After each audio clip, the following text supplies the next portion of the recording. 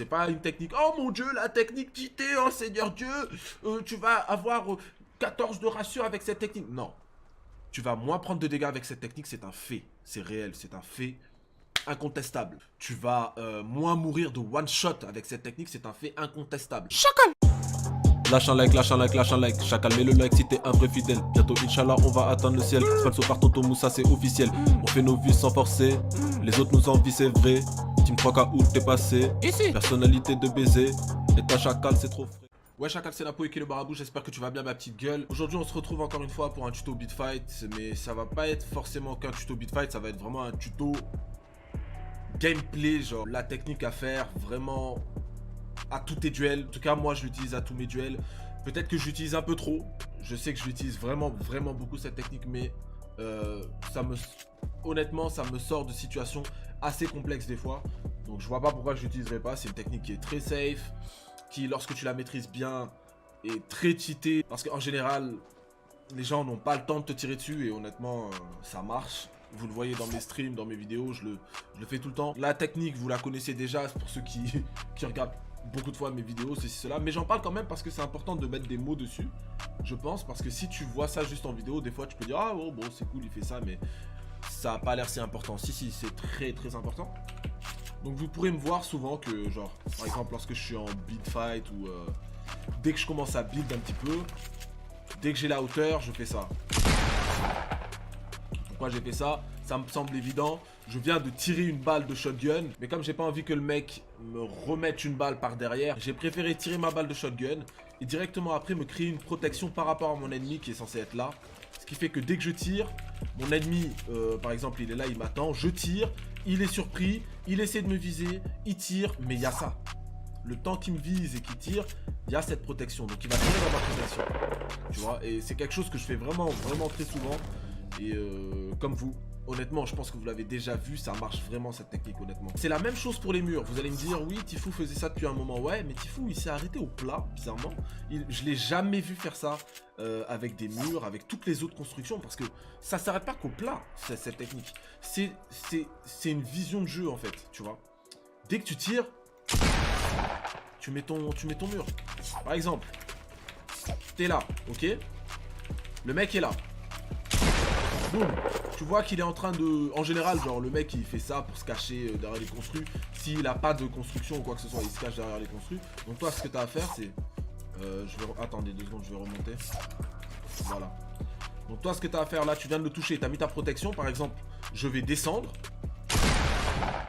C'est ça que je fais, mais vraiment je le fais très souvent. Et ça fout ton ennemi, ton adversaire dans une espèce de confusion. Le mec sait pas trop ce qui se passe en fait, tu vois. Parce qu'à chaque fois qu'il va tirer, il va tirer dans ton mur. À part s'il a de très bons réflexes. Mais ça je vais y revenir à la fin de la vidéo. Contre des très bons joueurs, par exemple en scrim ou quoi que ce soit, va falloir utiliser cette technique avec beaucoup de précaution. Parce que les bons joueurs vont te caler une balle, que tu mettes un mur ou pas, tu vois. Donc faut faire attention à ça.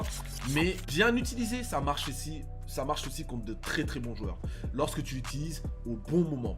Après, contre des joueurs intermédiaires, en multijoueur, tu peux l'utiliser H24, ça va tout le temps marcher presque. Par contre, en scrim ou quoi que ce soit, pour les joueurs e-sport ou quoi que ce soit, peut-être qui regardent la chaîne, qui regardent la vidéo par curiosité ou quoi que ce soit, utilisez cette technique au bon moment, lorsque vous savez que vous allez surprendre le mec. Si le mec s'attend à ce que tu piques, ne fais pas cette technique. Tu vas te prendre un 150, ne la fais pas, tu vois, par exemple. Je préfère rester franc, c'est pas une technique. Oh mon Dieu, la technique JT, oh Seigneur Dieu, tu vas avoir 14 de ratio avec cette technique. Non, tu vas moins prendre de dégâts avec cette technique, c'est un fait, c'est réel, c'est un fait incontestable. Tu vas moins mourir de one shot avec cette technique, c'est un fait incontestable. Déjà de 1, je vais t'expliquer quelque chose. Si tu builds plus, tu crèveras moins de one shot. Clairement, en fait, ça n'a même pas, c'est même pas une question de technique ou quoi que ce soit. Si tu builds plus dans tes fights, tu prendras moins de one shot, tu prendras moins de dégâts. Vous verrez que moi, dans des fights, même des fois contre des joueurs qui sont moins bons que moi, je build un minimum. Pourquoi? Parce qu'avec le bloom, avec la petite chance du débutant, avec tous ces paramètres qui peuvent te fuck up une game, je me dois vraiment de prendre aucun risque. C'est-à-dire, moi, je vois un mec qui est là, le rocher, je fais ça. Direct, je cherche pas à comprendre. Parce que pourquoi? Parce que par exemple, imagine que genre le rocher là c'est un mec et toi t'es là. Vous allez vous tirer dessus, va toujours y avoir la première balle. À chaque début de gunfight ou de build fight, vous remarquez qu'il y a toujours la première balle sur Fortnite. Et après directement ça part en build. Sauf qu'un mec qui choisit par exemple de ne pas te tirer dessus et de build directement, il va avoir la hauteur automatiquement, on est d'accord, puisqu'il aura commencé à build avant toi. Donc toi, pour pallier à ça, tu peux tenter de lui mettre une balle, mais aie toujours en tête que juste après ta balle, il faut que tu builds. Donc votre histoire de shotgun, de méta shotgun et SMG, c'est très bien lorsque vous êtes vraiment collé et que là vraiment l'IM et le gunfight est décisif, là faut le faire, il n'y a pas de problème. Mais lorsque tu viens de commencer un gunfight, en général, si c'est un bon joueur, tu vas pas lui mettre ta balle de shotgun plus tes balles d'SMG sans qu'il réagisse.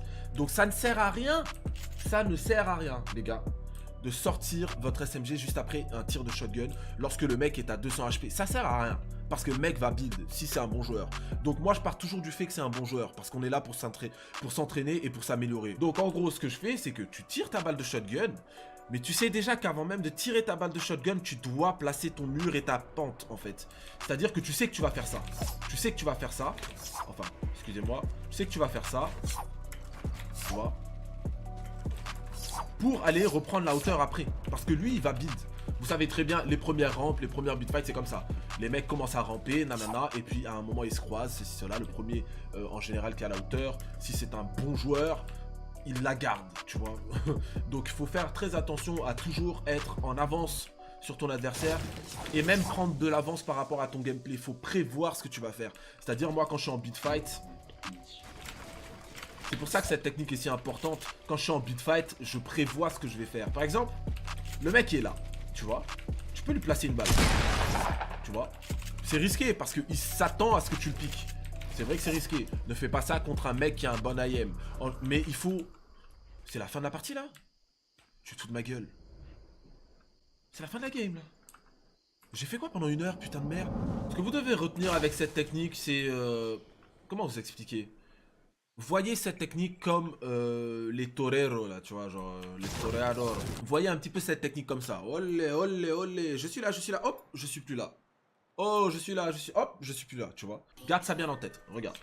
Hop là, oh là, je suis là. Hop, je suis plus là, tu vois. Bon là, j'ai complètement raté, ça marche pas tout le temps, mais... Hop, je suis plus là, tu vois. Oh là! Non, je suis plus là. Maintenant, j'ai du bois qui me protège, tu ne peux pas me toucher. Oh, oh, oh, je suis là. Je ne suis plus là, tu ne peux pas me toucher. Olé, olé, tu vois. Genre, garde dans ta tête. Cette technique fait olé, olé dans ta tête. Tu vas voir, gros, que tu vas garder le mindset qu'il faut, tu vois. Genre, la mentalité pour avoir cette technique. C'est vraiment du bait. C'est-à-dire, tu fais genre, t'es là, mais après, juste après, en fait, c'est... Pendant un court moment, tu dois te laisser à découvert. Mais en même temps, juste après ton shoot, juste après ton tir, tu te cover. Donc en gros, je suis à découvert, mais je suis plus à découvert. Tu vois le délire ou pas? Genre tu vois un mec, hop, c'est parti. Ok, on est en build fight, il est là. Hop. Ah, attention. Hop. Tu vois? Genre il y a différentes manières genre de s'entraîner. Tu vois?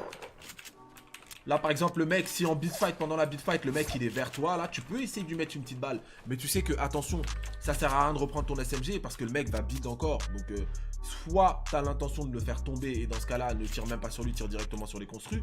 Soit tu as l'intention de lui mettre une petite balle, mais après de continuer de garder la hauteur. Parce que si tu perds la hauteur, tu as le désavantage dans un beat fight. On est d'accord?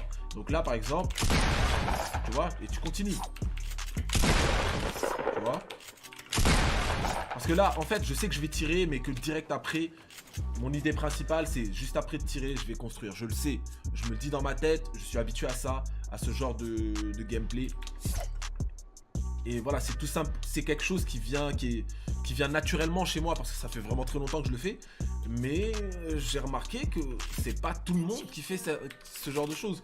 Et c'est très très utile, vraiment les gars. Donc n'hésitez pas à utiliser le plat, le mur et la rampe. En fait, c'est une question d'habitude. Tu sauras quand est-ce que tu dois mettre un mur ou un plat ou une rampe. En général, moi, quand je veux toucher quelqu'un juste avant d'essayer de prendre la hauteur, c'est ça. Tu vois? Hop. Le tronc d'arbre, là, c'est un mec.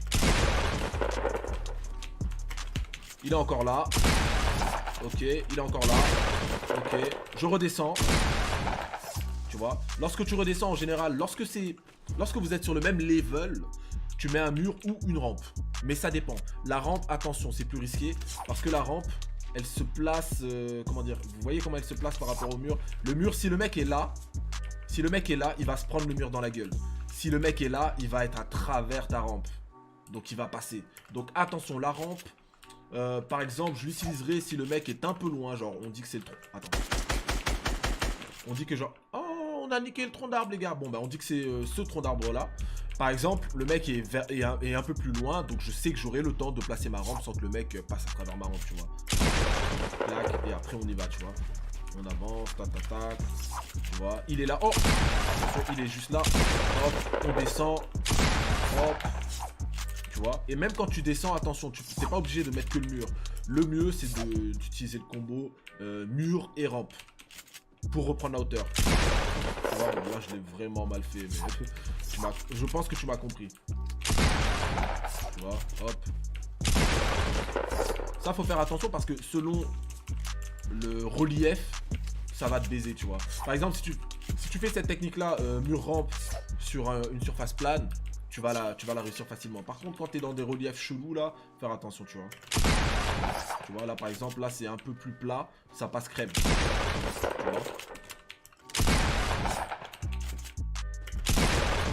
Entraînez-vous à faire ce combo, c'est important. Là. Maintenant, je vais pas vous laisser comme ça, vous me connaissez. Je vais vous donner tous les outils pour progresser dans cette technique, parce que je pense que je la maîtrise quand même pas mal. Sincèrement, je la fais très souvent cette technique et ça me sort de beaucoup de situations. Les exercices à travailler, tout simplement. Là, on est un peu sur une surface plane, ça va le faire, je pense. Les exercices à travailler, c'est ça.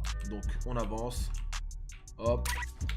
J'ai plus de balles. Ok, d'accord. Bon, à chaque fois que tu entends le tulute, c'est comme si j'avais tiré, quoi. J'ai plus de balles. Tu vois, genre, hop.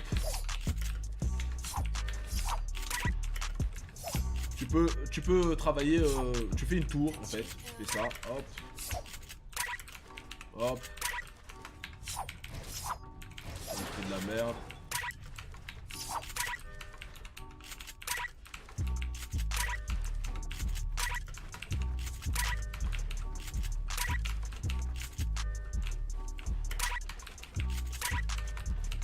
Voilà. Ça, c'est un exercice qui va t'aider à sortir la technique en beat fight. Parce que les combats au sol et les build fight en l'air, ça n'a rien à voir. En build fight, il faut rester bien vigilant et ne pas trop stresser, savoir ce que tu vas faire, anticiper tes coups, c'est super important en build fight. L'anticipation, donc ça, voilà, c'est des techniques qui vont développer ton anticipation tout simplement.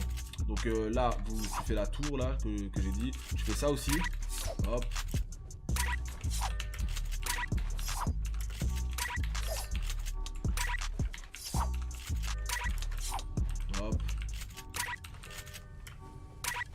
Ça, c'est un très bon exercice pour t'obliger à beat juste après.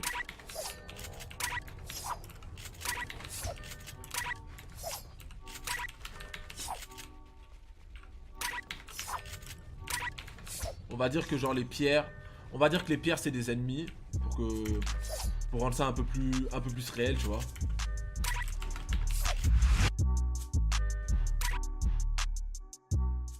Tu vois, par exemple, là, ce que j'ai fait. Hop. Hop. Bon, là, j'ai raté complètement. Hop. Hop. Hop. Hop. Tu vois, ça te permet de créer ton petit labyrinthe en gunfight ou en beat fight. Et comme c'est ton labyrinthe, c'est toi qui le maîtrises.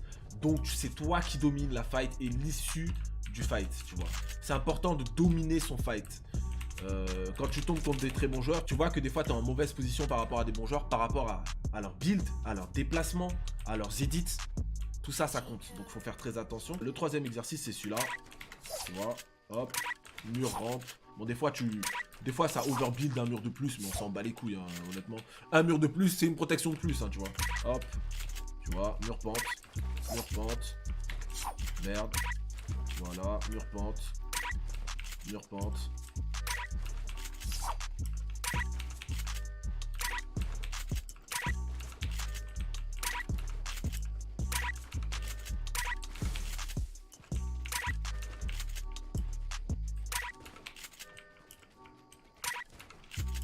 coup, voilà, voici les 3 exercices qui vont t'aider à vraiment parfaire, à maîtriser cette technique. Et tu verras que, allez, je vous donne même pas un jour pour la plupart et vous allez commencer à bien la gérer.